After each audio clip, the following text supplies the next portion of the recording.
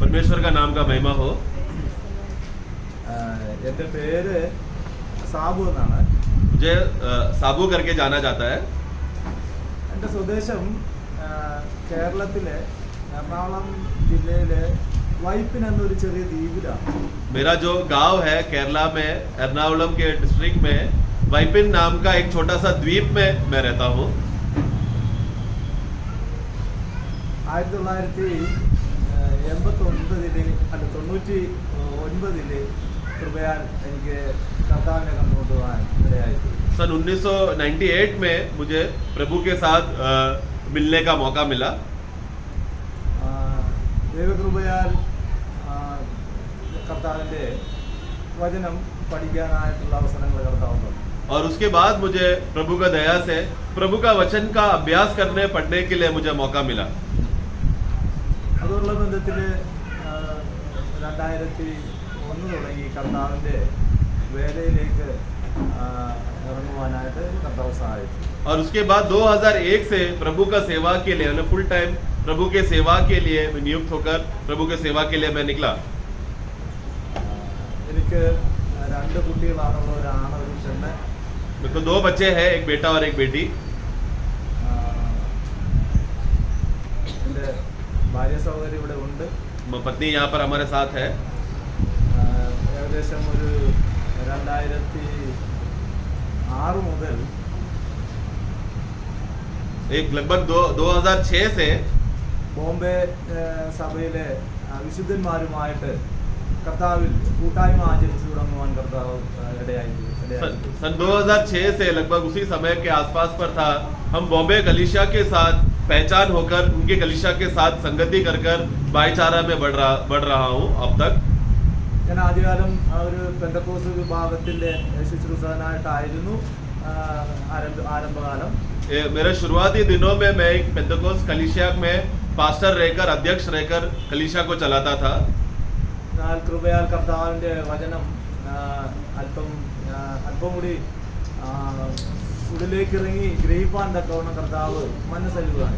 परंतु प्रभु ने अपना दया दिखाया और उनका वचन का गहराई की बातों के और जो सच्चाई की बातें हैं उन दिनों में मुझे उसका पहचान और प्रकटीकरण प्रभु ने दिया।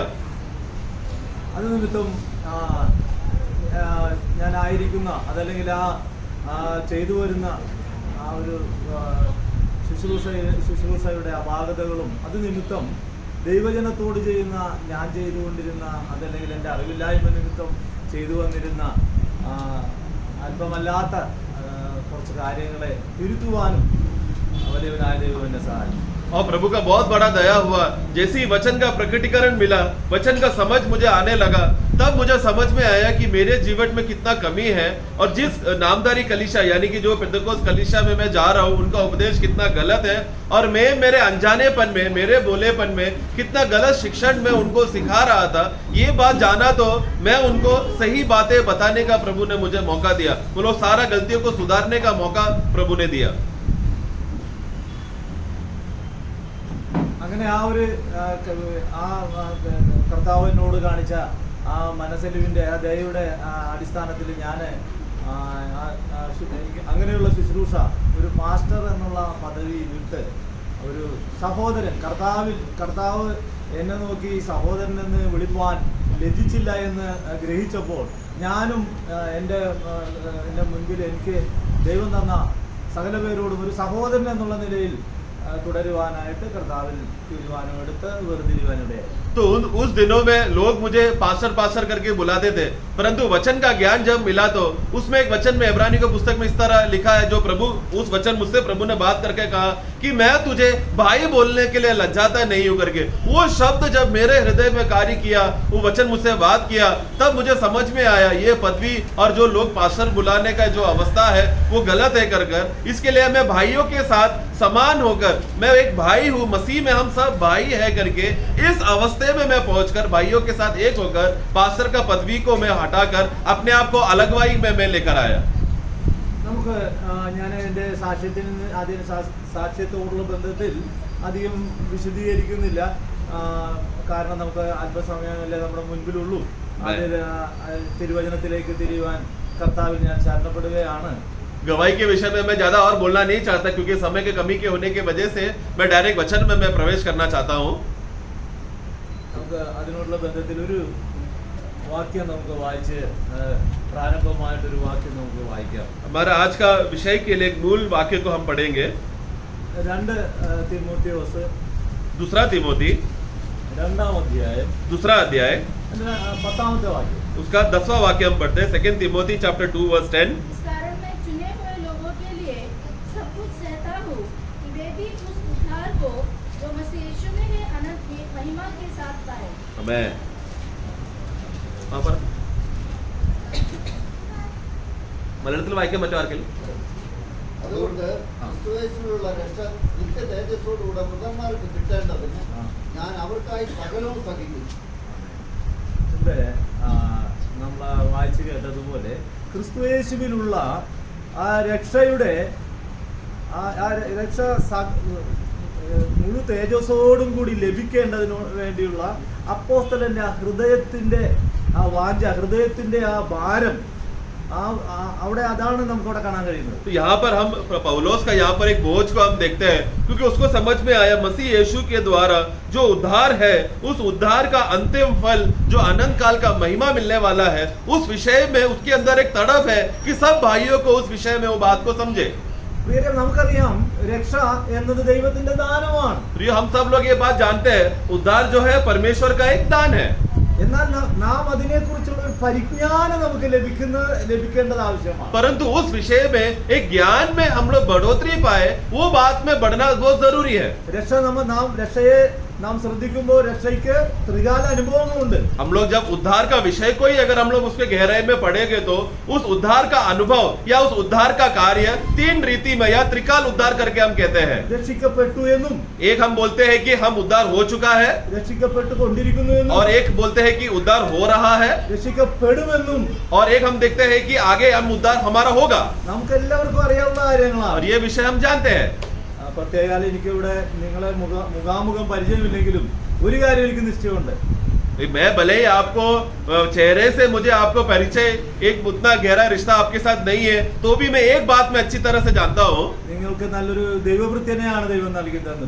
मैं जानता हूँ कि आप लोगों को जो प्रभु का दास ने दिया है, एक ज्ञान का दास आपको दिया है।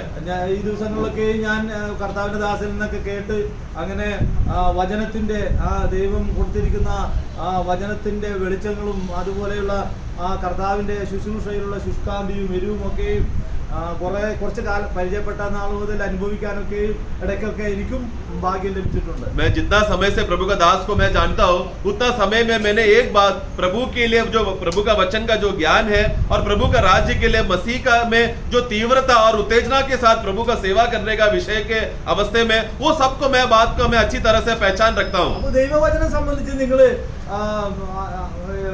അത്ര ദാരിദ്ര്യമുള്ളവരല്ലെന്ന് എനിക്കറിയാം. इसलिए मैं एक बात जानता हूँ, दास का उस गवाही की वजह से मैं एक बात जानता हूँ कि आप लोगों को ये खास रूप में नासिक कलीसिया को वचन का में कोई कमी नहीं है, कोई आकाल नहीं है। തീർച്ചയായും നിങ്ങൾ അനുഗ്രഹീതരായ ആളുകൾ തന്നെയാണ്. और मैं ये विश्वास करता हूँ आप इस विषय में आप लोग बहुत आशीषित भी है। ഞാൻ നിങ്ങളിൽ ഒരുവനായിട്ട് ഞാൻ ഇവിടെ നിൽക്കുന്നേ ഉള്ളൂ.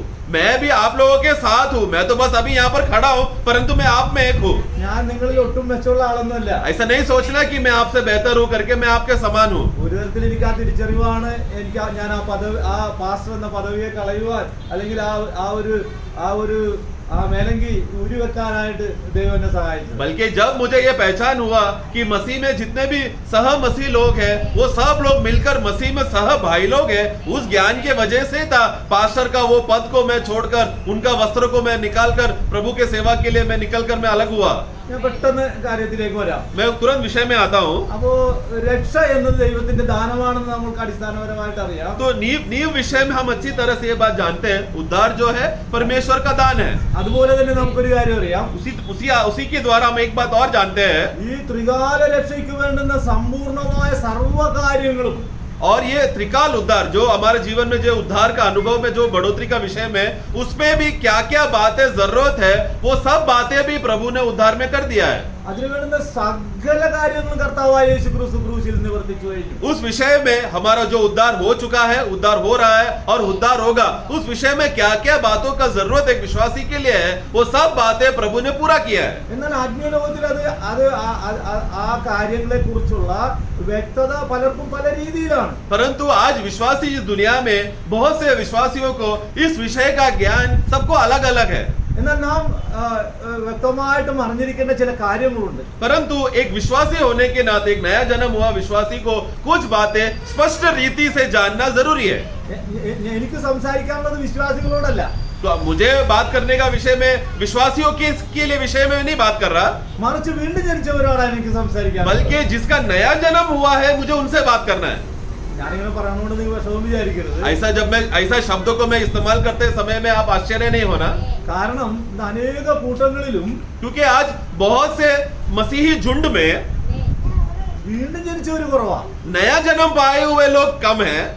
അനേകർ സ്നാനപ്പെട്ടവരുണ്ടായിരിക്കാം, बहुत लोग बोलते हैं कि मेरा बपतिस्मा हो गया है, അനേക കാര്യങ്ങളെല്ലാം എല്ലാ കൂട്ടായ്മകളിലെല്ലാം ഭംഗിയായി പങ്കെടുക്കുന്നവരുണ്ടായിരിക്കും. और मसीही कलीसिया में जो भी रीत रिवाज के बारे में कर्म है वो सब करते आ रहे, अच्छे से कर रहे करके ऐसे बोलने वाले बहुत लोग हैं. നമുക്കറിയാം വീണ്ടും ജനനം എന്ന് പറഞ്ഞാൽ ഒരു ജീവൻ നമ്മുടെ ഉള്ളിലേക്ക് വരുന്നതാണ്. Amen. परंतु नया जन्म हुआ करके बोलते समय में वो क्या एक अवस्था है, एक नया जीवन हमारे अंदर आकर कार्य कर रहा है, उसी को कहते हैं नया जन्म होना. അപ്പൊ ആ ജീവൻ ഏതൊരു ജീവനാണ് നമുക്ക് ലഭിച്ചത് എന്നുള്ളതിനെ കുറിച്ച് നാം വ്യക്തതയുള്ളവരായിരിക്കും. परंतु जो जीवन आया है वो किस प्रकार का जीवन है, कैसा कार्य करता है, ये बात का स्पष्टता हर एक नया जन्म पाया विश्वासी को आना होना चाहिए. അപ്പൊ ഞാനൊരു ചില കാര്യങ്ങളിലേക്ക് നമുക്കൊന്ന് അതിനുള്ള ബന്ധത്തിൽ നമ്മുടെ ശ്രദ്ധ തിരിക്കാം. इसलिए उस विषय में कुछ बातों को मैं आपके सामने लाना चाहता हूँ. നമുക്കറിയാം തിരുവഴുത്തിന്റെ ഏറ്റവും ഇതായിട്ടുള്ള കാര്യമാണ് നമ്മുടെ രക്ഷയുടെ എല്ലാത്തിന്റെയും അടിസ്ഥാന കാര്യം ഇരിക്കുന്നത്. ഈ തിരുവഴുത്തുകള് മൊത്തത്തിൽ നമ്മൾ എടുത്തു നോക്കി കഴിഞ്ഞാൽ അത് നമ്മളോട് ബന്ധപ്പെട്ടിരിക്കുന്ന ഒരു വാക്യത്തിൽ ഏകദേശം അതിന്റെ കാര്യങ്ങളെല്ലാം ഓർത്തിണക്കാൻ പറ്റും. हम देखते हैं कि हमारा विश्वास, हमारा उद्धार के विषय में अगर बाइबल को हम पढ़ेंगे तो पूरा बाइबल को अगर हम चाट के देखेंगे तो एक वाक्य ऐसा उठकर बाहर आता है जो उद्धार के विषय में उठाकर कहता है. അത് തിമോഥെയോസിനോട് അപ്പോസ്തലനായ പൗലോസ് പറയുമ്പോൾ നമുക്കത് മനസ്സിലാക്കാൻ പറ്റും. और वो हम समझ सकते हैं जब पौलोस ने तिमोथी को खत लिखते समय में कहा, ഇപ്രകാരമാണ് ഇവിടെ നമുക്ക് കാണാൻ കഴിയും. ദൈവത്തിന്റെ വ്യവസ്ഥ എന്നത് വിശ്വാസം എന്നാണ് നമുക്കറിയാൻ पറ്റും. तो वहां पर कहना चाहता है कि परमेश्वर का व्यवस्था या परमेश्वर का वाणी इस आधार पर है कि वो विश्वास है. 1 കൊരിന്തി पहला कोरिन्थी 2-ാം അധ്യായം दूसरा अध्याय, നമുക്ക് എല്ലാവർക്കും ഇഷ്ടപ്പെടുന്ന കേൾക്കുന്ന ധാരാളമായിട്ട് ആഗ്രഹിക്കുന്ന ഒരു വാക്യമാണ്. हम सबको पसंद है वो वाक्य. 9-10 വാക്യം. दूसरा अध्याय का 9 और 10 में हम पढ़ते हैं. परंतु जैसा हाँ पढ़ो.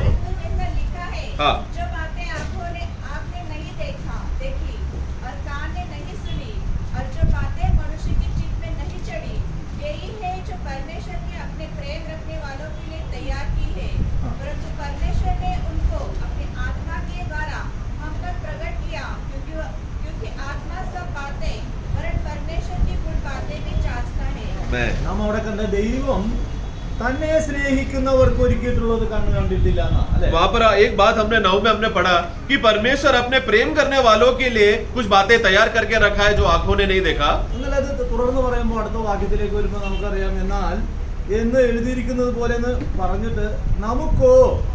तो आगे 10वां वाक्य में पढ़ते समय में ये सब बातें प्रकट किया है, तो बोलते समय में परंतु हमको ये बात प्रकट किया है करके कहता है. ദൈവം തന്റെ ആത്മാവിനാൽ परमेश्वर अपने आत्मा के द्वारा വെളിപ്പെടുത്തിയിരിക്കുന്നു. प्रकट किया है. നമുക്ക് അത് തന്നെയാണ് നമ്മുടെ പ്രശ്നം. और यहाँ पर है हमारा मुद्दा आता है. വീണ്ടും ജനനം നടന്നപ്പോൾ നമുക്ക് എന്താണ് ലഭിച്ചത്? ഏറ്റവും ചുരുങ്ങിയത് ഒരു 36 കാര്യങ്ങളെങ്കിലും നമുക്ക് ദൈവം ആ വീണ്ടും ജനനത്തിലൂടെ നൽകപ്പെട്ടു കഴിഞ്ഞു. यहाँ पर विश्वासियों के जीवन में, जो आज से बहुत से विश्वासियों को ये बात नहीं जानते कि जब जिस क्षण में उनका उद्धार हुआ या नया जन्म का अनुभव उस विश्वासी के जीवन में हुआ, उनके जीवन में कम से कम, बहुत ज्यादा है, कम से कम वो विश्वासियों के जीवन में 36 बातें यानी 36 बातें उनके जीवन में उस नया जन्म के द्वारा प्रभु यीशु मसीह ने उनको दिया है या उनको वो अनुभव हुआ है, उनके अंदर है वो बातें। പലതും ഒരിക്കലായിട്ട് പൂർണ്ണമായിട്ട് ലഭിച്ചതും उसमें से कुछ बातें ऐसा है जो पूर्ण रीति से मिल चुका है, എന്നാൽ ചിലത് നമുക്ക് തുടർമാനമായിട്ട് ആവശ്യമായിരിക്കുന്നതുമാണ്। उसमें से कुछ बातें ऐसा भी है जो अभी के वर्तमान जीवन में जीने के लिए मदद भी करता है। ഉദാഹരണത്തിന് ആത്മനിറവ്, उदाहरण के लिए एक विषय जो हमको नया जन्म के द्वारा हर एक विश्वासी जो नया जन्म पाया विश्वासी को मिला हुआ बात है, वो है आत्मा में भरना। ആത്മനിറവിലാണ് നമ്മിലേക്ക് ദൈവജീവൻ പകരപ്പെട്ടത്। जब आत्मा हमारे अंदर भरा उसी समय पर था प्रभु का जीवन हमारे अंदर आया था, എന്നാൽ ആ അനുഭവം നമുക്ക് തുടർമാനമായിട്ട് വേണ്ടിയതാണ്। परंतु आत्मा का उद्धार होकर आत्मा भरने के बाद भी प्राण के उद्धार में, मतलब अभी आगे का जो उद्धार का अभी जो चल रहा है उसमें भी आत्मा में भरते रहने का अवस्था जरूरी है, वो चाहिए। അപ്പം നമുക്ക് ആ രക്ഷയുടെ അല്ലെങ്കിൽ നമുക്ക് ആ ത്രികാല രക്ഷയുടെ രണ്ടാമത്തെ ഭാഗമായി നമ്മുടെ ഇന്നിന്റെ അവസ്ഥയാകുന്ന രക്ഷിക്കപ്പെട്ടുകൊണ്ടിരിക്കുന്നു എന്ന അവസ്ഥയ്ക്ക് വേണ്ടി കർത്താവ് വീണ്ടും ജനിച്ചപ്പോൾ നമുക്ക് നൽകിയതിനെ കുറിച്ച് ഒരു വേഗത്തിലൊന്ന് നമുക്കൊന്ന് ചില കാര്യങ്ങളൊന്ന് നോക്കാം। इसलिए आज जब मैं बोलते समय में हमारा वर्तमान जीवन में जो हमको उद्धार मिलते जा रहा है या उद्धार होते जा रहा है, उस अनुभव में क्या क्या बातें प्रभु ने हमको मिला है, वो बातें फटाफट पॉइंट्स में कुछ बातें मैं आपको बताना चाहता हूँ। നമുക്കറിയാം മാനസാന്തരം ഏറ്റവും അടിസ്ഥാനപരമായിട്ട് നമുക്ക് കാണാൻ കഴിയുന്ന മാനസാന്തരമാണ്। हम देखते हैं उसमें से सबसे बड़ी नींव बात जो शुरुआत में नींव बात जो मिला था मन फिरावट। എന്നാൽ മാനസാന്തരത്തിന് മുൻപ് നമുക്കൊരു അനുതാപം ആവശ്യമാണ്। मन फिरावट से पहले एक पश्चाताप भी जरूरत है, കാരണം അനുതാപമില്ലാതെ മാനസാന്തരമില്ല। क्योंकि बिना पश्चाताप करे मन फिरावट नहीं होता। ഈ അനുതാപത്തെ കുറിച്ച് തന്നെ നമുക്ക് നല്ലൊരു വ്യക്തത ഉണ്ടായിരിക്കണം। इसके लिए एक जो पश्चाताप का अवस्था भी एक विश्वासी को यानी कि एक नया जन्म पाया व्यक्ति को जानना जरूरी है। ഇനിയും ഈ അനുതാപം നമ്മെ അതിന്റെ പരിപൂർണതയിലേക്ക്, ഞാനതിന് കൂടുതൽ വിശദീകരണത്തിലേക്ക് പോകുന്ന സമയം നോക്കിയില്ല, ഞാൻ എന്നാലും ചില റെഫറൻസോടുകൂടി ചില അതിന്റെ ഒരു 36 കാര്യങ്ങളൊന്നും ഓടിച്ച് പറഞ്ഞതിന് ശേഷം കർത്താവ് അനുവദിക്കുന്നെങ്കിൽ സമയം പോലെ ചില കാര്യങ്ങളിലേക്ക് നമുക്ക് പ്രവേശിക്കാവുന്നതായിരുന്നു। समय की कमी की वजह से मैं सारा पॉइंट्स में फटाफट में बताऊंगा और आखिरी में अगर समय मिल रहा है तो कुछ पॉइंट्स का मैं विशेष वर्णन में बताऊंगा। अभी बस ऊपर से थोड़ा वचन का रेफरेंस देकर मैं बताना चाहता हूँ। അനുതാപം നമ്മെ മാനസാന്തരത്തിലേക്കും, जो हमें पश्चाताप जो है मन फिरावट की ओर ले जाता है, അത് നമുക്ക് വിശ്വാസവും और उसके आगे विश्वास, പ്രത്യാശയും, आशा, ഇതെല്ലാം ഓരോന്നോരോന്ന് നമ്മളിങ്ങനെ ये सब एक एक पॉइंट्स है। നിങ്ങൾ തെറ്റിദ്ധരിക്കരുത്, ഇതൊക്കെ ഇങ്ങനെ ഓരോ മണിക്കൂർ ഇടവിട്ട് നമുക്ക് നൽകിയതോ അതല്ലെങ്കിൽ നമ്മൾ പ്രാർത്ഥിച്ച് നമുക്ക് കുറച്ച് കരസ്ഥമാക്കാവുന്ന കാര്യങ്ങളോ അല്ല। और ये बात दूसरा गलतफहमी में नहीं आना कि ये सब बातें हमको, ये जो 4 बातें कम से कम अभी जो बोला वो हमको प्रार्थना करके मिला है या फिर उद्धार के बाद 1 घंटे के बाद में हमको आशा मिला, उसके बाद हमको विश्वास मिला, ऐसा नहीं है। ये उद्धार के समय में क्षण भर उसी क्षण में मिले हुई बातें हैं। പൗലോസ് അപ്പോസ്തലൻ പറയുന്ന പോലെ കണ്ണുമേക്കും ഞൊടിയിൽ എന്നതുപോലെ, जैसा पौलोस ने पलक झपकते ही एक अनुभव होगा करके पौलोस ने एक बात जो कहा था, ഒരു മിന്നലിനേക്കാൾ വേഗത്തിൽ, जैसा बिजली गिरते समय में जितना तुरंत बिजली गिरता उससे भी तुरंत एक कार्य हुआ है। ദൈവം തന്റെ ആത്മാവിൽ നമുക്ക് നൽകി തന്നവയാണ്। वो है ये बातें प्रभु ने अपना आत्मा के द्वारा कुछ बातें हमको दिया है। അപ്പോൾ വിശ്വാസവും പ്രത്യാശയും മാത്രമല്ല, तो उसमें विश्वास भी हमको मिला, आशा भी मिला, वो उतना ही नहीं, തുടർന്ന് നമുക്ക് കാണാൻ പറ്റും ആ വിശ്വാസം, പ്രത്യാശ, और उसमें आगे दम देखते हैं विश्वास और आशा, മരണം, ഉയർപ്പ്, और मृत्यु और जिलाया जाना। നമ്മളപ്പോ എന്തിനാ മരണം നമ്മളെ സംബന്ധിച്ചിടത്തോളം, വാസ്തവത്തിൽ നമ്മെ സംബന്ധിച്ചിടത്തോളം നമ്മിൽ ദൈവജീവൻ നാമ രക്ഷയുടെ പൂർണ്ണതയിലേക്ക് എത്തേണ്ടതിനൊക്കെയും ഈ നമ്മൾ കേൾക്കാൻ പോകുന്ന, അല്ലെങ്കിൽ നാം നിങ്ങൾ തീർച്ചയായും ചിലപ്പോൾ കേട്ടിട്ടുണ്ടാവുന്നവർ തന്നെയാണ്. എന്നാൽ അതിന്റെ ഓരോ കാര്യങ്ങൾക്കും വലിയ വലിയ പ്രാധാന്യമുണ്ട്. तो इसमें मृत्यु का विषय क्यों इतना गंभीर है? क्योंकि प्रभु का जीवन का पूर्णता का कार्य अगर हमें करना है या फिर प्रभु हमें पूर्णता की ओर लेकर जाना है, तो सबसे पहले उसमें हम मसीह के साथ मरे हुए हैं, वो अनुभव हमें होना जरूरी है. അതിനുള്ള ബന്ധത്തിൽ നമ്മുടെ മരണം അത്യന്താപേക്ഷിതമാണ്. तो उस बढ़ोतरी में पहुंचने के लिए, पूर्णता में पहुंचने के लिए मसीह के साथ मरना जरूरी है. നമ്മുടെ ഉയർപ്പ് ആവശ്യമാണ്. और उसी के साथ मसीह में हम जिलाए जा चुके हैं, ये बोध्य भी होना जरूरी है. അതുപോലെ നമുക്കൊരു സ്വർഗ്ഗാരോഹണം വേണം. और उतना ही नहीं, मैं प्रभु के साथ स्वर्गीय स्थानों में बिठाया जा चुका हूँ, वो भी बात जानना जरूरी है. നമുക്കൊരു വീണ്ടും ജന്മം വേണം. हमारे अंदर एक दोबारा जन्म हुआ है करके ये बोध्य होना जरूरी है. നമുക്കൊരു പരിച്ഛേദന വേണം. हमारे जीवन में एक खतना हुआ है, ये हमें जानना चाहिए. ദൈവത്തിന്റെ അനന്ത ജ്ഞാനം ഓർത്താൽ, जब प्रभु का वो अनंतता का भंडार का वो ज्ञान के बारे में अगर हम सोचेंगे तो നാം അവന്റെ പാദങ്ങളിൽ വീണ് हम लोग तुरंत उनके घुटने में गिरकर, ദൈവമേ നിന്റെ ജ്ഞാനത്തിനായി ഞങ്ങൾ നിന്നെ സ്തുതിക്കുന്നു എന്ന് हे പറയും. महान प्रभु, हम बहुत धन्यवाद देते हैं क्योंकि आपका इतना बड़ा ज्ञान का प्रकाश आपने हमको दिया.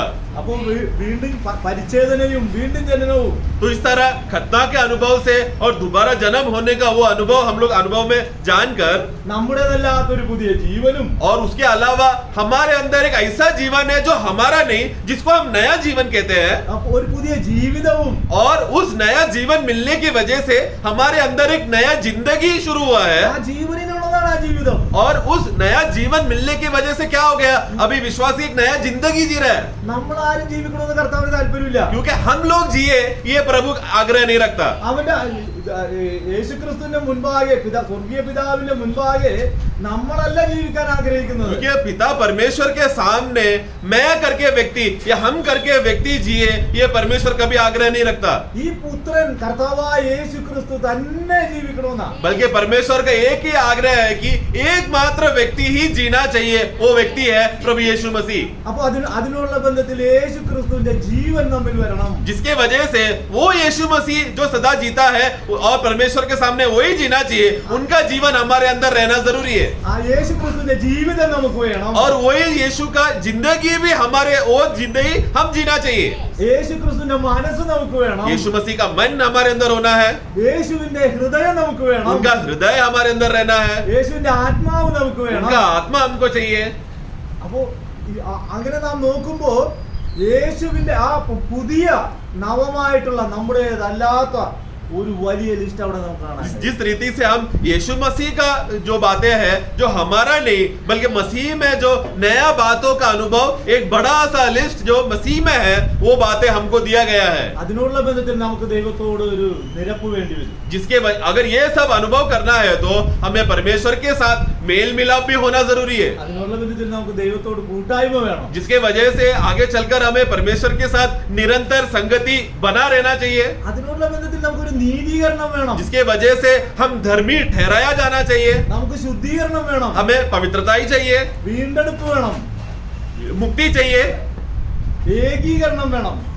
एकता एक हो जाना चाहिए. രൂപാന്തരീകരണം എന്ന് പറഞ്ഞൊരു കാര്യം നടക്കണം. हमारे जीवन में रूपांतर होना चाहिए. മഹത്വീകരണം എന്നുള്ള തേജസ്കരണം വേണം. और महिमादायक होने के लिए जो आखिरी में हम लोग चमकने वाले हैं, वो अनुभव में अनुभव करना चाहिए. വീണ്ടും നമുക്ക് ആത്മാവിന്റെ ഒരു ദാനം നമുക്ക് കിട്ടണം. और आत्मा का दान हमें मिलना है. അപ്പൊ ഇതിന് ആത്മാവിനെ ഇതെല്ലാം ആ ഒരൊറ്റ സമയത്ത് കർത്താവായ യേശുക്രിസ്തുവിന്റെ ആ വീണ്ടും ജന്മത്തിലൂടെ ദൈവം നമുക്ക് ആ പുത്രൻ മുഖാന്തരം നൽകി തന്നു. ये सब बातें अभी तक जितने भी बातें बोला, ये सब एक एक पॉइंट्स है, और ये सब अलग अलग समयों में नहीं, बल्कि जिस क्षण एक विश्वासी का नया जन्म हो जाता है, उस नए जन्म में मिलने वाला बातें हैं, वो जो विश्वासी आज अनुभव करना चाहिए. അതിനുള്ള ബന്ധത്തിൽ ആത്മാവിന്റെ ഒരു സ്നാനം നമുക്ക് ആവശ്യമാണ്. और उसी समय में एक आत्मा का बपतिस्मा का एक अनुभव होता है, ആത്മാ അഭിഷേകം നമുക്ക് വേണം. आत्मा का अभिषेक होता है, ആത്മാവിന്റെ അച്ചാരം നമുക്ക് उनका വേണം. छाप होता है आत्मा का. ആത്മാവിന്റെ മുദ്ര നമുക്ക് വേണം. आत्मा का वो छाप हमें मिलता है. ആത്മാവിന്റെ ഒരു അധിവാസം നമുക്ക് വേണം. आत्मा का जो नियंत्रण करने वाला अधिकार हमारे अंदर होना चाहिए. പോരാ, നമുക്ക് ആത്മാവിന്റെ നിറവും കൂടി വേണം. और उसी के साथ साथ हमारे व्यक्तिगत जीवन में जो उद्धार का अनुभव में हम चलते समय में आत्मा में भरना भी जरूरी है. ഇതിനെല്ലാം നമ്മളെ പുത്രന്മാരായി ആ സ്വർഗീയ പിതാവ് സ്വീകരിക്കണം. और उसी के साथ साथ परमेश्वर उस समय में हम परमेश्वर के पुत्र है करके ये बात परमेश्वर मैं पुत्र हूं करके स्वीकारा जाना चाहिए. ഒരു പുത്രത്വത്തിലേക്ക് നമ്മൾ ഉയർത്തപ്പെടണം. हम लेपालक का अनुभव में उठा लिया जाना चाहिए. അപ്പോൾ ഇതിനെല്ലാം നമുക്ക് നമ്മുടെ ജീവിതത്തിലെ ദിനംതോറും നമ്മളിങ്ങനെ ഉപവസിച്ചോ പ്രാർത്ഥിച്ചോ യാചിച്ചോ ഒന്നും പല നാളുകളായിട്ട് ദൈവത്തിൽ നിന്ന് പ്രാപിക്കുന്ന കാര്യങ്ങളൊന്നും അല്ല ഇത്. और ये सब बातें ऐसा नहीं कि मैं उपवास करूंगा, मैं थोड़ा तपस्या करूंगा, मैं प्रार्थना करूंगा, मैं थोड़ा अलग जीवन जीऊंगा तो मिलेगा, ऐसा नहीं है ये सब बातें. ദൈവമക്കളുടെ ആത്മാവിലുള്ള മുന്നേറ്റത്തിന് ദിനംതോറുമുള്ള ആ രക്ഷയുടെ പൂർണ്ണതയിലേക്ക് എത്തുന്നതിനുള്ള യാത്രയിൽ നമുക്ക് അത്യന്താപേക്ഷിതമായ കാര്യമാണ് നമുക്ക് നൽകിയതിനെ കുറിച്ചുള്ള ഒരു ബോധം. बल्कि एक विश्वासी विश्वास के जीवन में जीते समय में या आगे के दौड़ में जब दौड़ते समय में वो युद्ध भूमि में युद्ध करते समय में एक विश्वासी जीवन पवित्रता में शुद्धता से वो जीने के लिए ये सब बातें उसको है मिल चुका है करके ये मिला हुआ बातों को धन्यवाद करके जीने का ये बात का एहसास वो विश्वासी में होना चाहिए. നമുക്കിതെല്ലാം ഞാൻ വീണ്ടും ആവർത്തിക്കാം, നമുക്കിതെല്ലാം ഒരു ഞൊടി നേരത്തേക്കുള്ളിൽ നമുക്ക് നൽകി തന്ന കാര്യം. और मैं ये बात में फिर से दोबारा बताना चाहता हूँ कि ये सब बातें जो हमको मिला है पल भर में एकदम पलक झपकते ही मिला हुआ बात, उससे भी तेजी से मिला हुआ बातें हैं ये सब. നമുക്കറിയാം, നമ്മൾ ആദ്യമേ വായിച്ച ഒരു വാക്യമേ നമ്മൾ വായിച്ചുള്ളൂ, അല്ല 2 വാക്യം വായിച്ചു. എന്നാലേ കൊരിന്ത്യ ലേഖനത്തിൽ നമ്മൾ വായിച്ചപ്പോ എന്തെന്നാ വായിച്ചേ? हम जैसे कोरिन्थियों में हमने पढ़ा था അവിടെ ദൈവം തന്നെ परमेश्वर अपने प्रेम करने वाले लोगों के लिए ദൈവം തന്നെ സ്നേഹിക്കുന്നവർക്ക് मतलब वहाँ पर ऐसा कहता है कि परमेश्वर जो अपने लोगों से प्रेम करता है उन लोगों के लिए प्रभु ने कुछ बातें तैयार किया है. അപ്പോൾ ദൈവത്തെ സ്നേഹിക്കണമെങ്കിൽ നമുക്ക് എന്ത് വേണം? तो इसलिए परमेश्वर से प्रेम करना है तो हमको क्या करना होगा? എല്ലാം വളരെ വ്യക്തമായിട്ട് തിരുവെഴുത്ത് നമ്മളോട് ദൈവം തന്നെ സ്നേഹിക്കുന്നവർക്കാണ് ഒരിക്കലും. तो यहाँ पर विषय क्या है कि परमेश्वर जिन लोगों से प्रेम करता है उनके लिए प्रभु ने तैयार किया है. അപ്പോൾ ദൈവത്തെ സ്നേഹിക്കണമെങ്കിൽ മനുഷ്യന്റെ परमेश्वर को प्रेम करने वालों को तैयार करके रखा है. നമുക്കതിന് ദൈവത്തിന്റെ സ്നേഹം തന്നെ വേണം.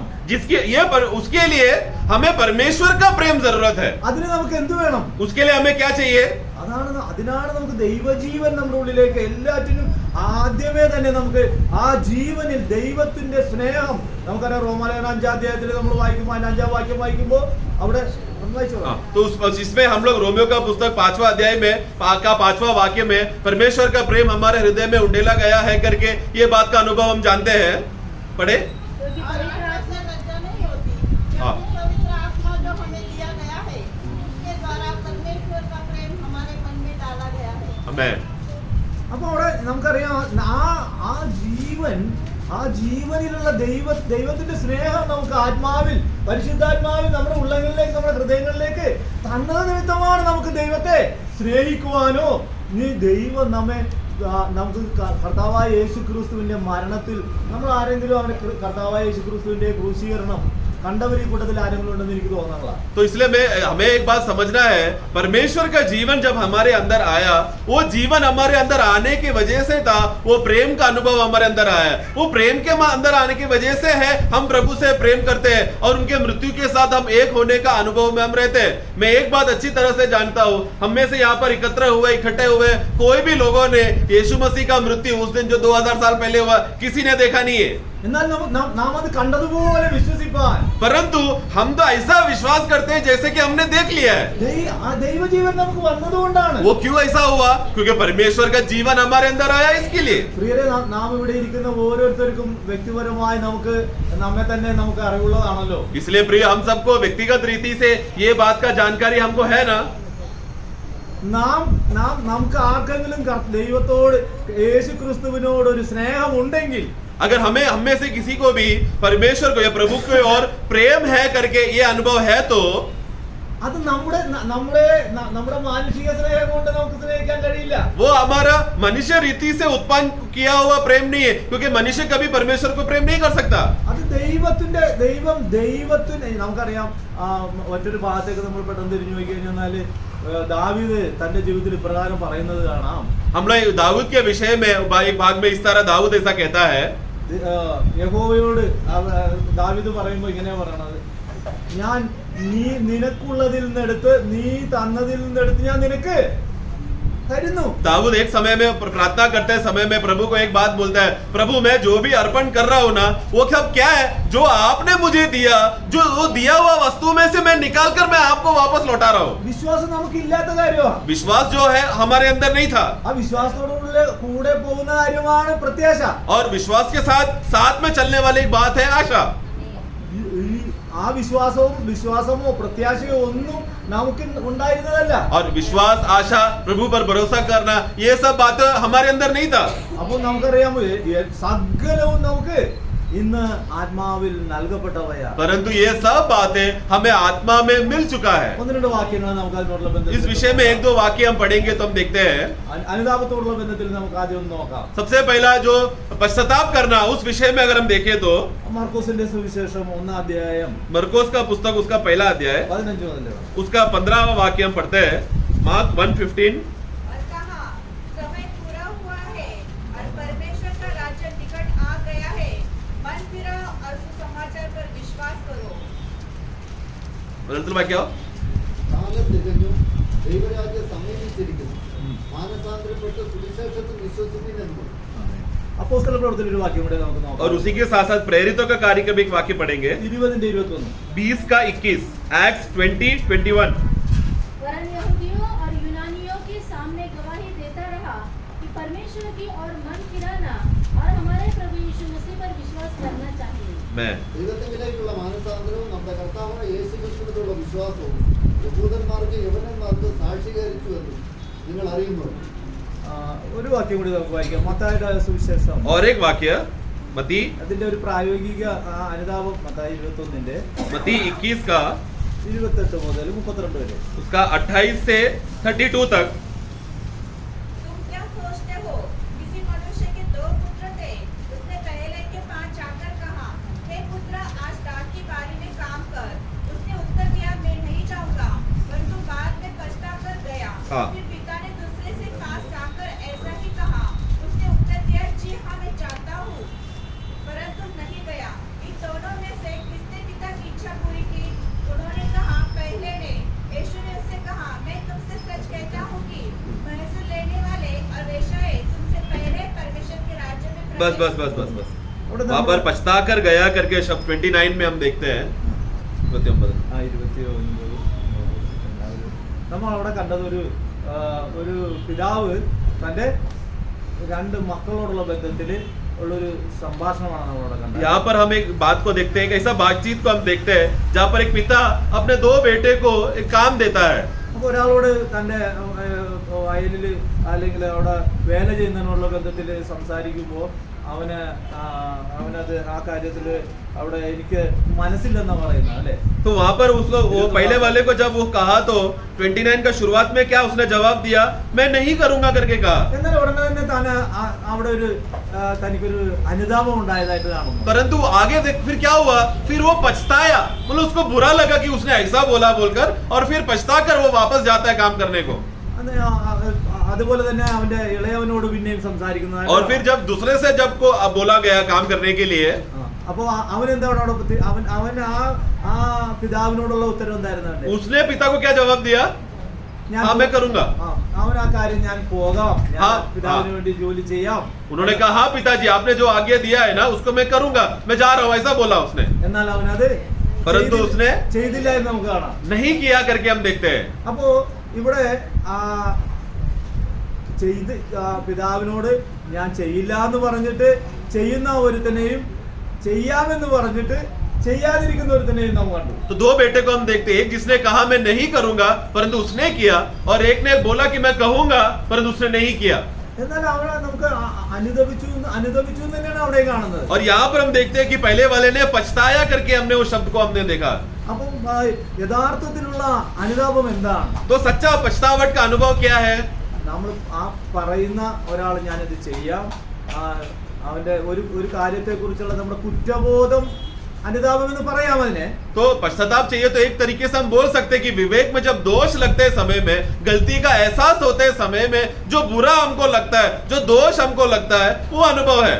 എന്നാൽ അതിന്റെ ഒരു അനുസരണത്തിലേക്ക് കടന്നു ചെല്ലുമ്പോൾ അതിന്റെ പൂർണ്ണതയിലേക്ക് അത് എത്തും. परंतु वो पश्चाताप कब माना जाएगा? जो बात का जो विषय जब आया, वो आज्ञा आया, उसको जब पूरा करने जाएगा तभी वो पश्चाताप का अर्थ है, यानी आज्ञा पालन करना पड़ता है उसमें। ഇതുപോലെ തന്നെയാണ് മാനസാന്തരത്തിലേക്കുള്ള നമ്മുടെ നടപ്പ്. उसी समानता में है मन फिरावट में हमारा चलने का अवस्था। നാം പാപികളാണെന്ന് അറിയുന്നത് കൊണ്ട് മാത്രം കാര്യമായില്ല. मैं एक पापी हूं करके ये बात जानना ही काफी नहीं। മാനസാന്തരം എന്ന ദൈവത്വങ്കിലേക്ക്, കർത്താവായ യേശുക്രിസ്തുവിലേക്കുള്ള തിരിഞ്ഞു ചെല്ലലാണ്. बल्कि मन फिरावट क्या है कि मैं प्रभु की ओर दोबारा जा रहा हूं करके उस बात का अनुभव है। അപ്പൊ ആ രീതിയിലേക്ക് അവിധം അനുതാപത്തിന്റെ ആ പൂർണ്ണതയിലേക്ക് വന്ന് നമ്മള് മാനസാന്തരത്തിലേക്കും तो इस तरह हम लोग पश्चाताप करके मन फिरावट के पूर्तिकरण में हम आते हैं। യേശുക്രിസ്തുവിനെ കുറിച്ചുള്ള ഒരു ഭാഗ്യമായ ഒരു അറിവിനപ്പുറത്തായിട്ട് मतलब यीशु मसीह को मैं बाहरी रूप से एक जानकारी जो जानते हैं, उससे भी एक गहरा बात हमें जानना है। പിന്നെ മരണത്തെ കുറിച്ചുള്ള വ്യക്തമായ ഒരു വെളിപ്പാട്, അല്ലെങ്കിൽ വ്യക്തമായ ഒരു ആത്മാവിന്റെ ഒരു പ്രകാശനം ലഭിച്ച്, बल्कि वो मरा है करके सिर्फ ऐसा नहीं, बल्कि उसमें एक गहरा ज्ञान जानकर एक प्रकाश हमको मिलना चाहिए कि प्रभु हमारे लिए मरा करके। നമുക്കറിയാം, ഞാൻ അതിനാണ് ആദ്യം പറഞ്ഞത്, ഇതെല്ലാം ഒരു സമയത്ത് ദൈവത്തിന്റെ ആത്മാവ് നമ്മിലേക്ക് വരുമ്പോ നടക്കുന്ന കാര്യങ്ങളാണ്. इसलिए मैंने शुरुआत में ये सब बातें कहा था, जब एक विश्वासी के जीवन में यानी एक व्यक्ति के जीवन में नया जन्म का अनुभव होता है, उसी क्षण में उसी पल में ये सब बातें घटना होती रहती है। അതിനോടുള്ള ബന്ധത്തിലാണ് ഒരു ആശയമില്ലാത്ത നമുക്കൊരു പ്രത്യാശ ഉണ്ടായിത്തീരുന്നത്. जिसकी वजह से हम लोग जो बिना उम्मीद से हम जी रहे थे, आशा रहित लोगों को विश्वासी नया जन्म होने की वजह से मसीह में हमको आशा मिला। നാം ഇവിടെ ഇങ്ങനെ തന്നെ ആയിരിക്കുമ്പോൾ തന്നെ നമ്മുടെ പഴയ മനുഷ്യൻ അവനോടുകൂടി ക്രൂശിക്കപ്പെട്ടതും, और हम ऐसी अवस्था में जब हमारा नया जन्म होते समय में हमारा पुराना मनुष्य मसीह के साथ क्रूस में चढ़ाया जा चुका है, നാം അവനോടുകൂടി ക്രൂശിക്കപ്പെട്ടു എന്നുള്ള ആ ഒരു ആത്മാവിന്റെ പ്രകാശനവും, और ये बात कि मैं मसीह के साथ क्रूस में चढ़ाया जा चुका हूँ, ये बात में आत्मा में ये बात जानना, वो प्रकाश मिलना, നമ്മുടെ പഴയ മനുഷ്യനോടുള്ള ബന്ധത്തിലും പഴയ നമ്മുടെ സമ്പ്രദായങ്ങളോടുള്ള ബന്ധത്തിലും, हमारा पुराना मनुष्य का विषय में हमारा स्वभाव जो रीत रिवाज है, परिवार रीति से जो हमको मिला रीत रिवाज, वो सब बातें, ഈ ലോകത്തോടുള്ള ബന്ധത്തിലും संसार के विषय में, നാം അവനോടുകൂടി ക്രൂശിക്കപ്പെട്ടു എന്നുള്ള ये सब बातों के लिए मैं मसीह के साथ क्रूस में चढ़ाया जा चुका हूँ, അതെല്ലാം ഉൾക്കൊണ്ടതാണ് ഈ വിശ്വാസം. वो सब बातों में है ये विश्वास, उसमें बात रहता है। അപ്പൊ ആ രീതിയിൽ അതിന്റെ മുഴുവൻ അർത്ഥത്തിലേക്കും ആ ദൈവത്തിന്റെ ആത്മാവ് നമുക്ക് പ്രകാശനം തരുമ്പോ, तो इसलिए उस अर्थ में जब प्रभु का आत्मा हमको प्रकाश देता है, നമുക്ക് അതിന്റെ ഫലങ്ങളിലേക്ക് നമുക്ക് പ്രവേശിക്കാൻ കഴിയും. जिसके वजह से मसीह में रहते समय में वो फल का जो अनुभव है उसमें हम लोग को प्रवेश करने होता है। യോഹന്നാന്റെ സുവിശേഷം 3-ാം അധ്യായം 15-16 വാക്യങ്ങൾ വായിക്കുമ്പോ हम लोग जानते हैं यूहन्ना का सुसमाचार 3 अध्याय का 15 और 16 जब हम पढ़ते समय में, ताकि जो कोई उस पर विश्वास करे वह अनंत जीवन पाए, क्योंकि परमेश्वर ने जगत से ऐसा प्रेम रखा कि उसने अपना एकलौता पुत्र दे दिया, ताकि जो कोई उस पर विश्वास करे वह नष्ट न हो परंतु अनंत जीवन पाए।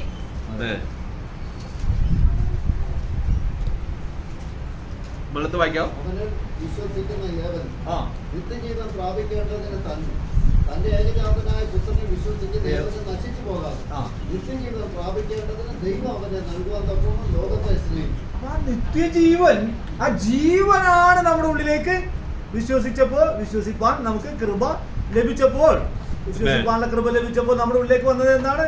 ആ നിത്യജീവനാണ് നമ്മുടെ ഉള്ളിലേക്ക് വന്നത്. तो प्रभु की ओर विश्वास करने के लिए वो क्रूस पे जो कार्य हुआ, उस कार्य पर प्रभु ने जो हमारे लिए किया, उस पे विश्वास करने के लिए जब अनुग्रह हमारे अंदर आया, उस अनुग्रह के वजह से हमने विश्वास किया, तब क्या हुआ? अनंत काल का जीवन, एक जीवन हमारे अंदर आया। റോമാലേഖനം 5-ന്റെ 1 വായിച്ചേ. और रोमियो 5 का 1 भी हम पढ़ेंगे इसके साथ। अतः जब हम विश्वास से धर्मी ठहरे हाँ। तो अपने प्रभु यीशु मसीह के द्वारा परमेश्वर के साथ मेल रखे, मैं जिसके द्वारा विश्वास के कारण बस हाँ बस വിശ്വാസത്താൽ നീതീകരിക്കപ്പെട്ടിട്ട് നമ്മുടെ കർത്താവായ യേശുക്രിസ്തു മൂലം നമുക്ക് ദൈവത്തോട് സമാധാനം. मैं നമുക്കറിയാം അപ്പൊ തന്നെ അവിടെ 1-2 കാര്യങ്ങൾ വന്നു കഴിഞ്ഞു. അവിടെ यहाँ पर ही अगर हम वो वाक्य पढ़ेंगे तो 2-3 बातें हम यहाँ पर देखते हैं। നിങ്ങൾ ശ്രദ്ധിച്ചായിരുന്നോ? आप लोगों ने ध्यान दिया क्या पढ़ते समय में? हाँ, विश्वास के द्वारा ആ धर्मी ठहराए गए നാം- ആ. और परमेश्वर के साथ मेल मिलाप हुआ। നീതീകരണവും. हम धर्मी ठहराए गए, അപ്പൊ വിശ്വാസത്താൽ നമുക്ക് നീതീകരണം ലഭിച്ചു. तो विश्वास के द्वारा धर्मी ठहराए गए, കർത്താവിന് കൂടെ നിരപ്പ്, ദൈവത്തോട് നിരപ്പ് നമുക്ക് ലഭിച്ചു. और परमेश्वर के साथ मेल मिलाप हमारा हुआ, एक शांति का अनुभव में परमेश्वर के साथ प्रवेश किया हमने. അപ്പൊ നാം മക്കളായി പുത്രൻ ദൈവജീവൻ വന്നപ്പോ നാം മക്കളായി തീർന്നു. और जब परमेश्वर का जीवन हमारे अंदर आए तो हम परमेश्वर के बच्चे बन गए. മക്കളായപ്പോ നമുക്ക് അവരുടെ സകല കാര്യങ്ങളിലും അവകാശികളായി തീർന്നു. और क्योंकि हम उनके बच्चे हो गए तो मसीह में हमको जो मिरास की बातें हैं उस सब में हम लोग सहभागी हो गए. അപ്പൊ നമുക്കറിയാം അതിനുള്ള ബന്ധത്തിൽ തന്നെയാണ് കർത്താവായ നമ്മുടെ പഴയ മനുഷ്യനെ അതിന്റെ രാഗമോഹങ്ങളോടുകൂടി കർത്താവ് ക്രൂശിച്ച കാര്യവും. और फिर उसी में हमको एक बात का समझ प्रभु ने हमको प्रकट करके दिया कि जब हम पुराना मनुष्य को प्रभु ने क्या किया, उसका मोह के साथ, उसका आग्रह के साथ ही उसको क्रूस में खत्म कर दिया. ഒരേ സമയം നമ്മുടെ പഴയ മനുഷ്യനും യേശുക്രിസ്തുവിന്റെ ജീവൻ ഒരുമിച്ച് വാഴുന്നില്ല. हम लोग हमारे जीवन में एक ही समय में मसीह का जीवन और पुराना मनुष्यत्व का जीवन एक ही समय में साथ में कार्य नहीं करता. അപ്പൊ അതിനുള്ള ബന്ധത്തിൽ ആ മരണത്തിന്റെ പ്രാധാന്യം വളരെ വലിയതാണ്. तो जिसके वजह से वो मृत्यु में सहभागी होना, हम मृत्यु में एक हो गए करके ये बात का जानकारी कितना बड़ा है. അവിടെ തന്നെ ആ പരിച്ഛേദന എന്നുള്ള വലിയ വിഷയമാണത്. और खतरा करके ये विषय तो बहुत बड़ा है. ഇത് ഓരോ കാര്യങ്ങളെ കുറിച്ച് വാസ്തവത്തിൽ എനിക്ക് പറയാൻ ഇതിന്റെ വിശദീകരിക്കാനൊന്നും സാധ്യമല്ല. तो आज समय की कमी की वजह से इस सब का गहराइयों में जाने के लिए मेरे पास समय नहीं है. നിങ്ങളെ തീർച്ചയായിട്ടും ദൈവവൃത്യന്മാർ ധാരാളം ആ കാര്യങ്ങളിൽ വളരെ ശ്രദ്ധയുള്ളവരാണ്. परंतु यहाँ पर हम देखते हैं कि प्रभु के दास लोग हैं जो आपके बीच में है.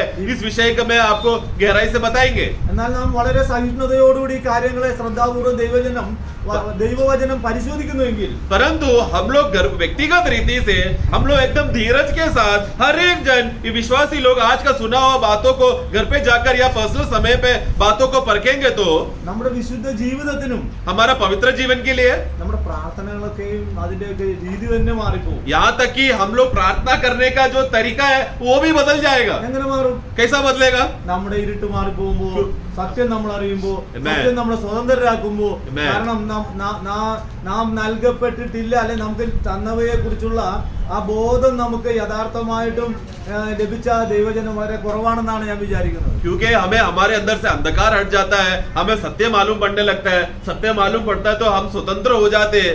ये बात का अनुभव में मुझे ऐसा लगता है कि इस दुनिया में बहुत कम विश्वासी है जो इस स्तर तक पहुंच चुका है.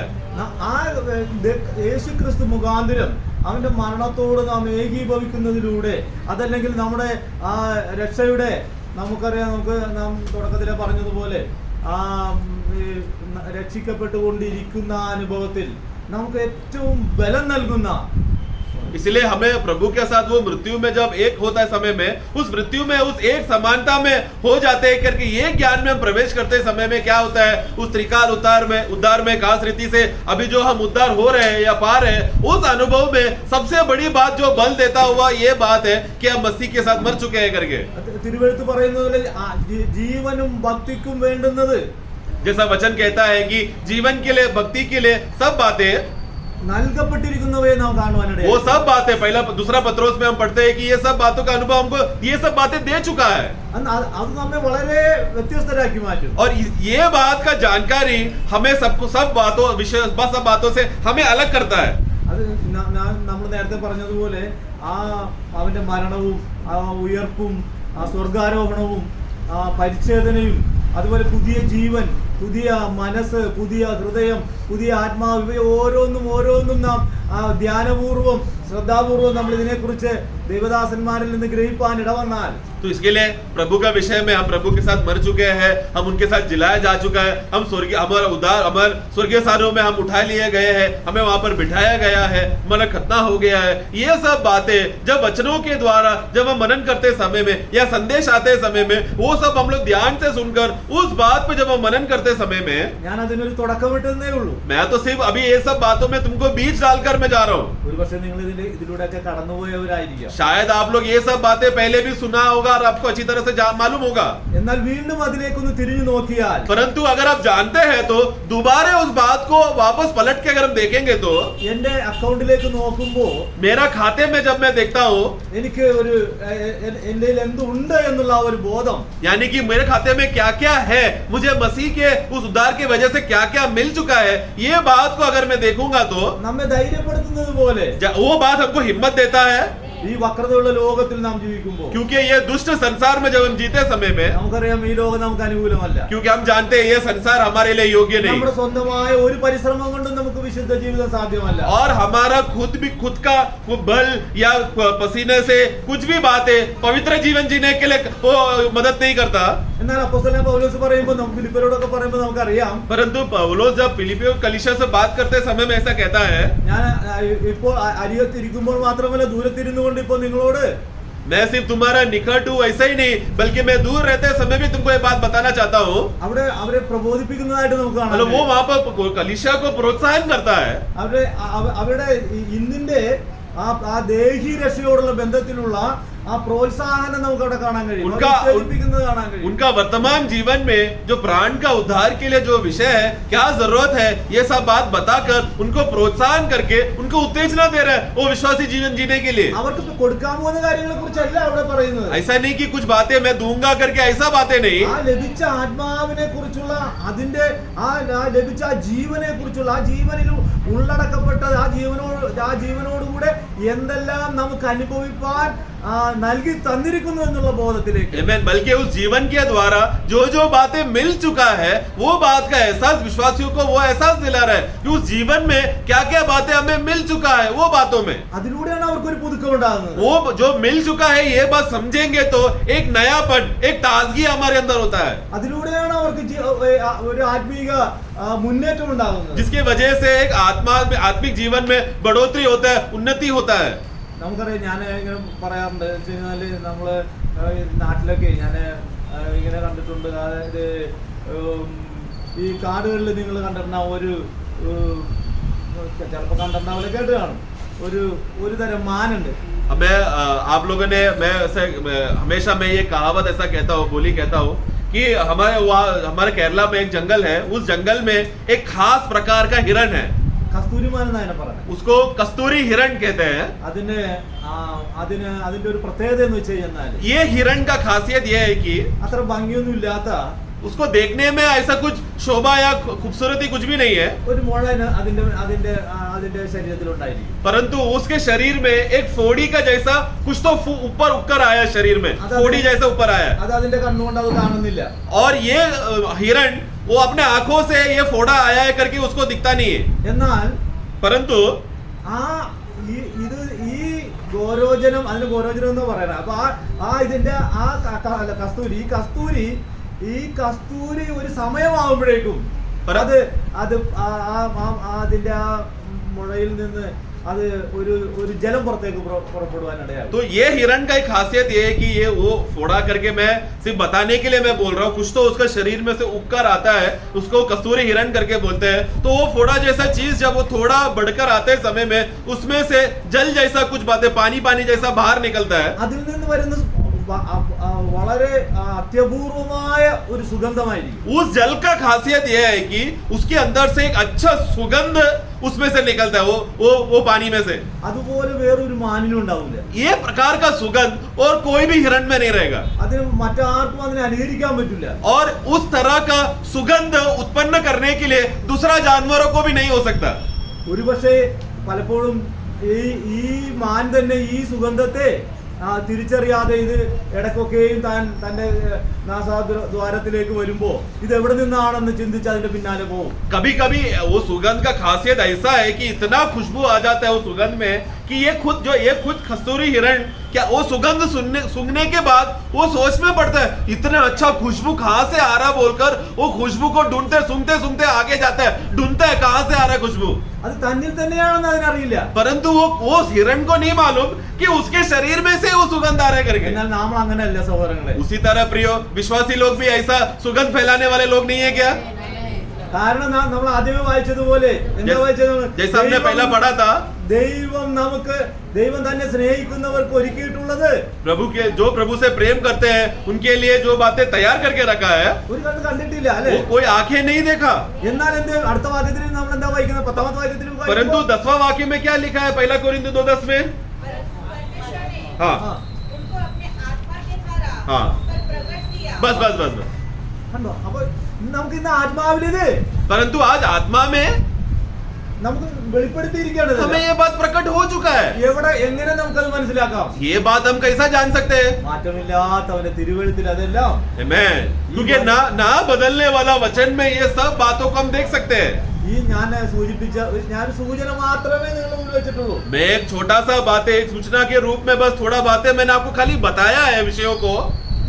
ഈ അവിടെ ഞാൻ സൂചിപ്പിച്ചതായ 36 കാര്യങ്ങൾ മാത്രം അവിടെ ഇവിടെ തീരുമില്ല. और लगभग जो बातें मैंने बताया मेरे हिसाब से मैंने शायद 36 बातें बताया है, परंतु ये बातें 36 बातों में सीमित नहीं है। ആ ദൈവഭൃത്യന്മാർ നിങ്ങൾക്ക് അതിനെ കുറിച്ച് കൂടുതലായിട്ട് അതിന്റെ ഉൾപ്പിരിവുകളെ കുറിച്ചും അതിലേക്ക് ഇതിനെല്ലാം വ്യക്തമായി അതിന്റെ ഓരോ കാര്യങ്ങളെയും നമ്മൾ ശ്രദ്ധിച്ച് പഠിക്കാൻ തുടങ്ങുമ്പോൾ बल्कि प्रभु का दास की मदद से या कलीसिया में जब शिक्षण आते समय में प्रभु का दास के द्वारा कलीसिया में आत्मा आपके अंदर कार्य करेगा और इसके एक एक बातों को और भी आगे की बातों का विषयों का अर्थ गहराई और वाक्य के द्वारा बताएगा। ഒരു കാര്യം എനിക്ക് ഉറപ്പായിട്ട് പറയാൻ പറ്റും. परंतु एक बात मैं स्पष्ट रीति से बता सकता हूँ, ആ കസ്തൂരിമാനിനെ പോലെ जिस तरह वो कस्तूरी हिरण ദൈവത്തിന് കർത്താവായ യേശു ക്രിസ്തുവിന്റെ സുഗന്ധം നിങ്ങളിൽ നിന്ന് പുറപ്പെടാനിടയായി. जैसा वो सुगंध उसके जीवन में से आता है, उसी तरह जो नया जन्म पाए हुए लोगों के अंदर से मसीह का सुगंध आता है।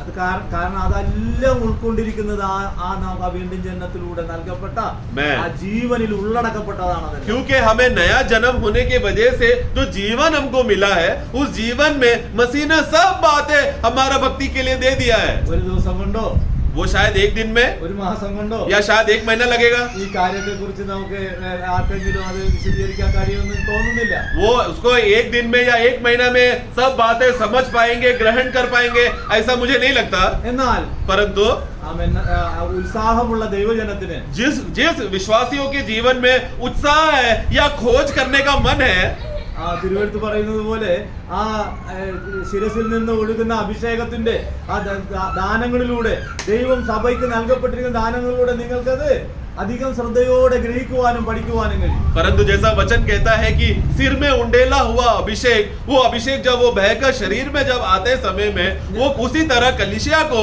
ये सब का बात का सिर से मिलने वाला सारा गुण और वो विशेष बातें समझ में आने लगेगा। നാം തിമോഥെയോസിന്റെ ലേഖനത്തിൽ വായിച്ചപ്പോൾ അവിടെ നമ്മൾ കണ്ടതുപോലെ जैसा हमने तिमोथी का पुस्तक में पढ़ते समय में वो विषय को हमने देखा, അവിടെ എന്താ അവിടെ നമ്മൾ രക്ഷയെ കുറിച്ച് അവിടെ പറയുന്ന പദം നിങ്ങൾ ശ്രദ്ധിച്ചായിരുന്നു? आप लोग उद्धार के विषय में जो शब्द वहाँ पर इस्तेमाल किया है वो आप लोगों ने ध्यान दिया क्या? നിത്യ തേജസ്സോടുകൂടി എന്നൊരു പ്രയോഗം നമുക്ക് अनंत काल का महिमा करके एक शब्द वहाँ पर लिखा है। മക്കളെങ്കിലും നമ്മൾ അവകാശികളാണെങ്കിലും अगर हम बच्चे हैं तो सारा मिरास का हकदार तो हम है ही। നിങ്ങൾക്ക് എല്ലാവർക്കും അറിവുള്ളതുപോലെ തന്നെ और आप लोग जिस तरह जानते हैं നമുക്ക് ആ തേജസ്സിന്റെ കാര്യത്തിൽ उस महिमा के विषय में വലിയ വ്യത്യാസങ്ങൾ ഉണ്ടാക്കുവാൻ തക്കവണ്ണം हमारे जीवन में जो बहुत बदलावट आ सके, ഇന്ന് നമ്മൾ കർത്താവായ യേശുക്രിസ്തുവിന്റെ പരിജ്ഞാനം എത്രമാത്രം പ്രാപിക്കുന്നുവോ, परंतु आज हम लोग उसका ज्ञान कितना हम लोग प्राप्त करेंगे उसके हिसाब से अलग अलग विश्वासियों को अलग अलग महिमा का प्रकाश मिलेगा। അതുപോലെ അത് വ്യത്യാസം ഉണ്ടായിരിക്കും. तो वो आज वो किसका कारण रहेगा? आज जितना मैंने ज्ञान प्राप्त किया वही आगे चलकर मेरा महिमा का अलग अलग प्रकाश का कारण बनेगा। കസ്തൂരിമാൻ ആയതുകൊണ്ട് അതിൽ നിന്ന് കസ്തൂരി പുറപ്പെടണമെന്നില്ല. तो मैं कस्तूरी हिरण बन गया इसलिए मैं सुगंधित आऊंगा ही करके हो जाएगा करके जरूरी नहीं। അതിനൊരു വളർച്ച ഉണ്ടായിരുന്നു. बल्कि उसमें क्या हुआ, सबसे पहला वो फोड़ा जो आया उसमें थोड़ा बढ़ोतरी हुआ। ആ വളർച്ചയിലാണ് അത് പുറത്തേക്ക് वो വെളിപ്പെടുന്നത്. जैसा जैसा कस्तूरी हिरण बढ़ता रहा, बड़ा होता रहा, तभी उसके अंदर का जो विशेष गुण की बात है वो सुगंध बढ़ने आने लगा। വേറെ നിങ്ങൾക്ക് എല്ലാവർക്കും അറിവുള്ള പോലെ തന്നെ जिस तरह प्रिय आप सब लोग जानते हैं, മഹത്വത്തിന്റെ പ്രത്യാശയായ ക്രിസ്തു നിങ്ങളിൽ मसीह का महिमा से भरा हुआ वो मसीह जो तुम में है നമ്മൾ ഓരോരുത്തരിലും ഉണ്ട്. हम सब में है। എന്നാൽ കർത്താവ് നമ്മളിൽ നിന്ന് വെളിപ്പെടാറുണ്ടോ സഹോദരൻ? परंतु ये हमारे अंदर है करके बोलते समय में हमसे प्रकट होता है क्या? അവന്റെ സ്നേഹം നമ്മിൽ നിന്ന് മറ്റുള്ളവർ അനുഭവിക്കാറുണ്ടോ? उनका प्रेम जो हमारे अंदर आया है वो दूसरे लोग अनुभव कर पाते हैं क्या? അവന്റെ ദിവ്യ ഗുണങ്ങൾ നമ്മിൽ നിന്ന് പുറപ്പെടാറുണ്ടോ? उनका दिव्य गुण विशेष गुण जो हमारे अंदर आया है वो हमसे प्रकट होता है क्या? എത്ര ദിവസം ഉപവസിച്ചാലും നടക്കൂല സഹോദരൻ. ये कोई तपस्या करके उपवास करने से होने वाली बात नहीं ഞാൻ है। അതുകൊണ്ടാ തുടക്കത്തിലെ പറഞ്ഞ ഞാനൊരു പാസ്റ്റർ ആയിരുന്നു എന്ന്. इसलिए मैंने शुरुआत में कहा मैं एक समय में एक पास्टर था, എന്നാൽ ഈ തിരുവഴുത്തിലൂടെ परंतु वचन के द्वारा അവൻ നമുക്ക് നൽകി തന്നവയെ കുറിച്ചുള്ള ബോധം നമുക്ക് വർദ്ധിക്കുന്നു. जो प्रभु ने मेरे लिए क्या क्या दिया है, ये बात का ज्ञान का पहचान का मैं जब बढ़ता रहा, ഈ ലോകത്തിലെ ഒരു ഏത് ഉന്നതം പറയുന്നതിനെ പോലെയല്ല ഇത്. ये कोई बड़ा आदमी ने बोला तब हमें समझ में आया, ऐसा बात नहीं है. സകലവും സൃഷ്ടിച്ച നമ്മുടെ കർത്താവായ യേശു ക്രിസ്തുവിന്റെ ആ തിരുവഴുത്തുകൾ നമ്മളോട് പറയുന്നത് അവണ്ണം തന്നെ നമുക്ക് വിശ്വസിക്കാം. बल्कि ये सर्व सृष्टि सारा ब्रह्मांड को बनाया हुआ परमेश्वर ने, उनका वचन जब हमसे ये बात कहता है तो वो वचन को हम वैसे के वैसे ही विश्वास करते हैं. നിങ്ങൾ അതിലേക്കൊന്ന് തിരിയണമേ എന്നുള്ള ഒരു അഭ്യർത്ഥനയോടെ, ഒരു പ്രാർത്ഥനയോടെ. बल्कि मेरे एक ही प्रार्थना है कि हम लोग सब लोग जो यहाँ पर वचन सुन रहे हैं उस वचन की ओर मुड़े. ഞാൻ എന്റെ വാക്കുകളെ ഇവിടെ അവസാനിപ്പിക്കുകയാണ്. उस प्रार्थना से मैं मेरा वचनों को मैं यहाँ पर खत्म करता हूँ. ദൈവവൃത്യന്മാർ നിങ്ങൾക്ക് ധാരാളമായി അതിന്റെ ആഴങ്ങളിലേക്ക് നിങ്ങളെ കൂട്ടിക്കൊണ്ടുപോവുകയും और आगे के दिनों में प्रभु का दास लोग इस वचन के गहराई में और आगे लेकर जाए, നിങ്ങൾക്ക് ആത്മാവിന്റെ സഹായം സദാ ഉണ്ടാവുകയും ചെയ്യുമ്പോൾ और आत्मा का मदद आपको सदा आपके साथ रहेगा. നിങ്ങൾക്കൊരു ആത്മീയ വിശപ്പും ദാഹവും ഉണ്ടെങ്കിൽ, परंतु अगर आप लोगों को एक आत्मिक भूख और प्यास है तो തീർച്ചയായും ആ മാനിന്റെ കാര്യം പറഞ്ഞതുപോലെ तो जैसा हिरण जैसा बढ़ते रहता है तो खुशबू देता है, उसी अनुभव में हम लोग रहेंगे. നിങ്ങൾ ക്രിസ്തുവിന്റെ സൗരഭ്യവാസന പുറപ്പെടുവിക്കുന്നവരായി हम लोग सब लोग वो लोग बन जाएंगे जो मसीह में दूसरों के लिए सुगंध फैलाने वाले लोग बन जाएंगे. കർത്താവ് നമ്മെ സമൃദ്ധമായിട്ട് അനുഗ്രഹിക്കും. प्रभु हमको भरपूर रीति से आशीष करे. ഇങ്ങനെ അല്പമായ